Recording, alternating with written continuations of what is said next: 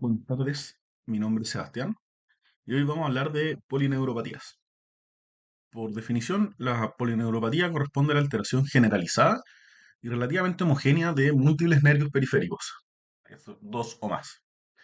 Tenemos que saber diferenciarlas de las mononeuropatías que comprometen a un solo nervio o de la mononeuropatía múltiple, que es el compromiso simultáneo o secuencial de distintas ramas no contiguas. Se puede clasificar por temporalidad, por nervios afectados, por estructura afectada o por categoría. Sobre la temporalidad vamos a decir que en el caso de las polineuropatías agudas son las que duran menos de un mes, en las subagudas es de 1 a 3 meses y las crónicas ya son de más de 3 meses. Esto nos va a orientar un poco hacia la etiología. Sobre los nervios afectados puede ser un compromiso sensitivo, motor o autonómico. Obviamente puede haber una mezcla de esto después. Sobre la estructura se diferencia entre las desmielinizantes o las no desmielinizantes o axonal. Y sobre las categorías, la verdad es que hay dentro de las grandes categorías de la medicina interna como metabólico, tóxico, infeccioso, existen muchas idiopáticas, inflamatorio autoinmune, paraneoplásico y algunas más genéticas o por déficit nutricional. En lo general, lo primero en ser afectado es lo sensitivo, porque estos nervios se subdividen en fibras largas y cortas y habitualmente se van a afectar ambas. Las cortas determinan el dolor y la temperatura y las largas la vibración y la propiocepción. Este tipo de enfermedades son importantes para el internista porque es un motivo de consulta frecuente en nuestra consulta, sobre todo en adultos mayores. Se describe una prevalencia de aproximadamente el 5% en este grupo y hay una alta carga sintomática de los pacientes relacionada al dolor, a la discapacidad, a la dependencia. Entonces disminuye mucho la calidad de vida de estos pacientes.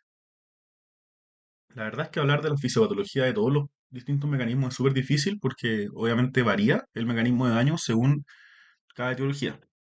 Hay que destacar que la mayoría de los axones sensoriales no están mielinizados, por lo que son más susceptibles a daño comparado con los axones motores. Como comentábamos antes, puede ser autoinmune este proceso, generando afecciones de la mielina, del nodo o del axón.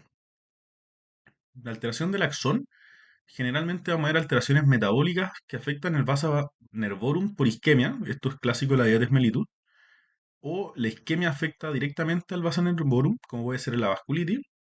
Algunos tóxicos o quimioterapias pueden producir alteraciones en el transporte axonal también. Sobre las alteraciones de minimizante, lo más común es que tengamos autoinmunes como el síndrome de Guillain-Barré, que puede estar mediado tanto por un compromiso celular, polifocitos T o macrófago, o humoral, con anticuerpos IgG más específicos. También existen casos genéticos de minimizantes como el Charcot-Marie-Tooth. Sobre la clínica vamos a diferenciar la temporalidad, es muy importante. Habitualmente estos pacientes cursan con un inicio insidioso, gradual, y que tiende a ser en esta distribución corporal de guante y calcetín. En el fondo son largos dependientes. Mientras más larga la fibra, empieza a comprometerse más distal. La anamnesis próxima que vamos a realizar a estos pacientes, vamos a ir dirigidamente a preguntar por hipoestesia, por adormecimiento, por dolor, que puede ser urente, lacinante, que se orienta hacia la afección axonal. Vamos a buscar hiporreflexia aguiliana, trastorno de la marcha, síntomas nocturnos molestos, infecciones respiratorias recientes o gástricas, sobre todo por el Campylobacter jejuni, y características atípicas que pueden ocurrir, pero que tenemos que preguntar para estar seguros del cuadro que nos estamos enfrentando, es que sea una presentación aguda, que sea un compromiso parchado, que no sea pendiente del largo, que sea asimétrico, que tengamos una completa arreflexia de los reflejos en el fondo, que tenga un compromiso motor predominante o que tenga un compromiso autonómico dominante, o que haya mononeuritis múltiple. Sobre el examen físico, como comentamos, tenemos que ir a buscar dirigidamente la distribución anatómica, para buscar el tipo de fibra afectada. Vamos a buscar dirigidamente atrofia muscular, pérdida de la sensación del pinchazo, de la vibración, del frío, propiocepción. Todo eso nos va a ayudar a definir cuál es el nervio afectado. Y como comentamos previamente, vamos a buscar hipoarreflexia, principalmente aquiliana. Sobre los antecedentes importantes de estos pacientes, tenemos que averiguar si es que tienen enfermedad renal o enfermedad hepática, exposición a quimioterapia, o a solventes o metales pesados, uso crónico de alcohol, si tuvieron un bypass gástrico que nos podría hablar de malabsorción, si tienen en el fondo infección por VIH o no, Si es que han tenido síntomas B o un síndrome conjuntivo en el último tiempo, que orientaría a neoplasia. Y lógicamente antecedentes familiares de enfermedades neurológicas, particularmente el Charcot-Marie-Tooth, o antecedentes familiares de enfermedades autoinmunes. Dirigidamente podemos preguntar por antecedentes de neuropatía. En el laboratorio que les vamos a pedir, que esto es fundamental para nosotros como internistas, para llegar a un diagnóstico, vamos a solicitar un hemograma con VHS, lógicamente una hemoglobina glicosilada, unas pruebas tiroideas, la función hepática y la función renal. Destacar que si un paciente tiene una enfermedad renal moderada, en el fondo una enfermedad renal crónica etapa 3, es muy poco probable que sea la causa de polineuropatía. Habitualmente esto se ve en pacientes con enfermedad renal crónica terminal. Vamos a solicitar niveles de vitamina B12, el estatus de VIH, RPR.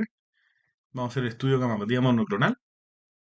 Y si es que todo eso no me permite encontrar una etiología eh, con certeza en el fondo, vamos a ir a una segunda etapa del estudio, donde vamos a hacer un estudio autoinmune con factor reumatoideo, anticuerpos antinucleares, anticuerpos anticitoplasma neutrófilo, perfilena, estudio de síndrome antifosfolípidos, crioglobulina, virus hepatotropo, virus B, virus C, obviamente calcio, vamos a hacer subpoblaciones de IgG y vamos a solicitar un TAC de tórax buscando procesos de linfadenopatía, etcétera.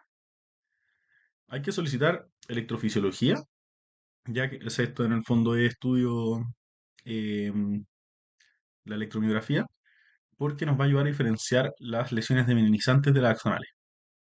Esto lo vamos a solicitar cuando no estoy 100% seguro de la etiología o si los síntomas tienen las características típicas que comentamos antes. Esto es más para el neurólogo, pero los demielinizantes disminuyen la velocidad de conducción, hay una dispersión temporal de las velocidades, bloqueos de conducción, aumento de la latencia motora hacia distal. Las axonales van a tener una amplitud motora sensitiva disminuida, una combinación de denervación, reinervación, velocidades de conducción normales o ligeramente bajas, latencias y distales normales. La neuropatía de fibra fina no pueden ser detectadas por electrofisiología, pero presentan síntomas autonómicos, que hacer categórico.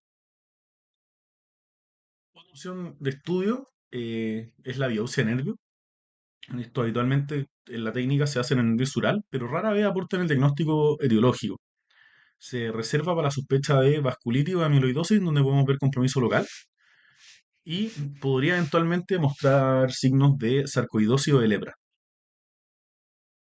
La otra opción es biopsia de piel, que lo vamos a usar solamente en neuropatía de fibras finas que no están mielinizadas. El tratamiento de esta condición tiene dos pilares.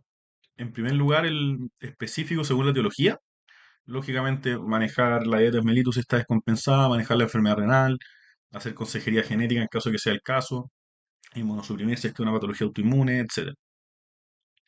Y el manejo sintomático, que es el que nos podría tocar enfrentar eh, con más habitualidad en nuestra práctica clínica, es primero con fármacos, donde vamos a usar gabapentinoides para el manejo sintomático, como la gabapentina o la pregabalina. Se podría intentar manejo con antidepresivos tricíclicos, particularmente la mitriptilina. También se pueden usar inhibidores duales, como la duloxetina y la faxina. Algunos pacientes se benefician de bloqueadores de canales de sodio, carbamazepina, oxcarbamazepina, lamotrigina, valproato. Eventualmente podríamos indicar antiinflamatorios no esteroidales como rescate a las crisis de dolor. Y, por ejemplo, para diabetes está escrita que la capsaicina en crema podría ser bastante útil. Hay varios de estos medicamentos que tienen estudios inconsistentes, entonces la recomendación no es utilizarlo en primera línea, sobre todo si es que uno no es experto en este tema. Dentro de eso, la toxina botulínica es como habitualmente escucharla. Otro pilar fundamental del manejo sintomático es la derivación a fisiatría o rehabilitación en el fondo, que es sobre todo en los pacientes que tienen una debilidad importante. El uso de órtesis es beneficioso para estos pacientes y tenemos que hacer una adecuada prevención de caída. Por último, es fundamental educar a los pacientes sobre la patología específica que en el fondo le hayamos diagnosticado, con las características que requiere cada una de ellas, en el fondo, como vimos, son varios. Y también es fundamental educarlos sobre el cuidado de los pies, ya que al perder sensibilidad el riesgo de hacer heridas y no darse cuenta es bastante alta. Eso lo conocemos bastante de cerca en términos de los pacientes con pie diabético. El pronóstico de estos pacientes depende netamente de la etiología. La verdad es que es súper difícil hacer como un comentario general, Si podemos poner un ejemplo así de frentón, tenemos que la diabetes mellitus tipo 2 no recupera mucho la función, sabemos que eso es un daño irreparable, en cambio el Guillain-Barré tiene muy baja tasa de recurrencia, entre un 2 y un 5%.